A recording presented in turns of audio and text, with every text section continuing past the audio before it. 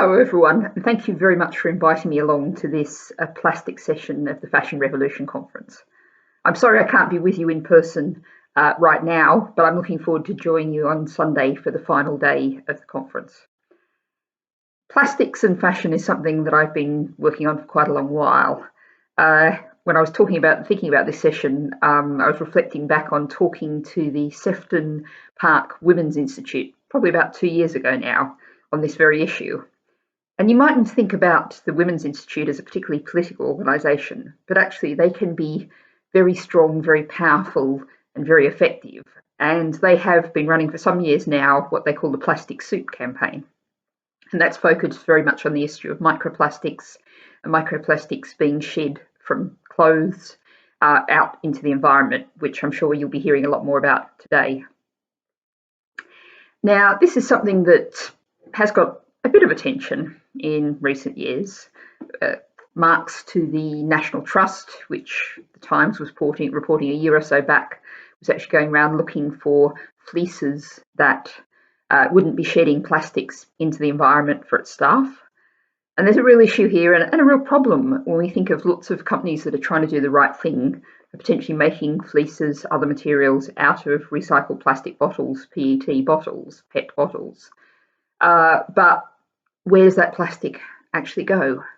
Which is a kind of problem you get. It's on my list of things to look into. You see talk about making waste plastics into roads.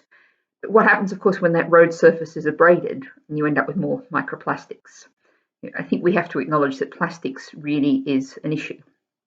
And the Women's Institute has very much been focused, and lots of people have been focused on trying to look at ways we can improve washing machine filters, ways in which we can put washing into bags that will catch lots of the microplastics.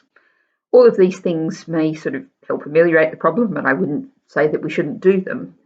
But really, as with so many things when it comes back to plastics, and the Green Party for a long time has been calling for a ban on all unnecessary single-use plastics, which is very nearly all of them, the plastic will end up somewhere, and that's always a problem. And I think there's a stat that I was really quite shocked about when I heard a couple of years ago, is that about 60% of the fabric produced in the world is actually essentially plastic, some sort of artificial fibre. And that kind of matches up rather neatly with a figure from the UK, which of course consumes by volume the greatest amount of clothing of any European country. We're actually by volume consuming, producing, selling about double the amount of clothing that we were 10 years ago. Now, I don't actually remember anyone going around naked or in rags 10 years ago.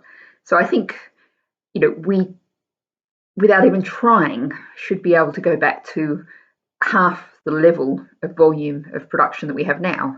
And if 60% of that volume is actually made from plastic materials, then this is a little simplistic, but we could stop those plastics.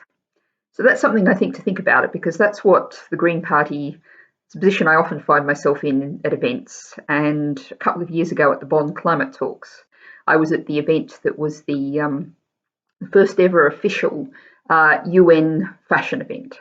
And given that in terms of for climate change, and given that climate change is the fashion industry combined produces the emissions equivalent to shipping and aviation, it was good to see the fashion industry there, and there was lots of worthy things being said about reducing the emissions from shipping with more efficient propellers and improving the efficiency of factories and better light bulbs in shops and all of those sorts of things.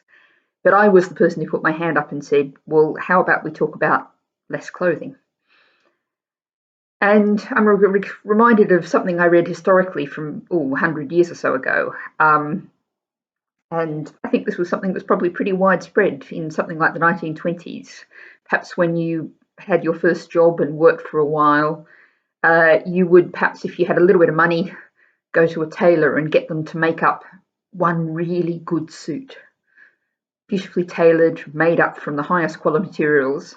And that was something you'd really expect to last yourself for a lifetime as a good suit. Now, I don't think we're quite going to go back to that now. I can't quite imagine that. But let's imagine making real heirloom materials lovely clothing that lasts for a very, very long time from natural fibres. And we have to come back to that point of less volume. We can't keep the volume we have now and just get rid of our plastic materials, because that would require twice as much cotton growing, twice as many sheep, all things that are clearly, utterly cannot and shouldn't be done. So when we talk about plastics, we're talking about a very specific issue, but we can come back, as we keep coming back to again and again, the issue of how much we are producing and how we have to get away from this massive business of volume. I hope that was a useful contribution to your discussion. I hope I might be able to catch up with it later, and I look forward to seeing at least some of you on Sunday. Thanks very much.